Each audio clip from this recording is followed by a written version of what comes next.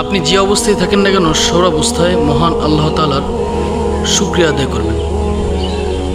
আপনি যদি আল্লাহ তাআলার শুকরিয়া আদায় না করেন তাহলে আল্লাহ তাআলা আপনাকে কঠিন আযাবের মধ্যে ফেলবেন এবং আল্লাহ তাআলা আপনার থেকে আপনার নিয়ামতগুলোকে ছিনিয়ে নেবেন।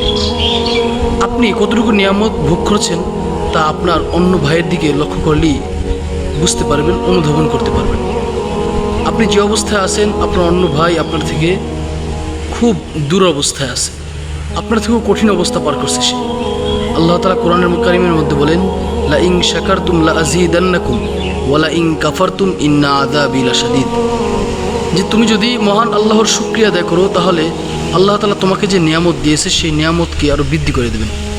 আর যদি তুমি মহান আল্লাহর শুকরিয়া আদায় না করো তাহলে আল্লাহ তাআলা তোমার নিয়ামতকে ছিনিয়ে নেবেন এবং তোমাকে কঠিন আযাবের মধ্যে ফেলে দেবেন। এই জন্য আমাদের সর্বাবস্থায় মহান আল্লাহর শুকরিয়া আদায় করা উচিত।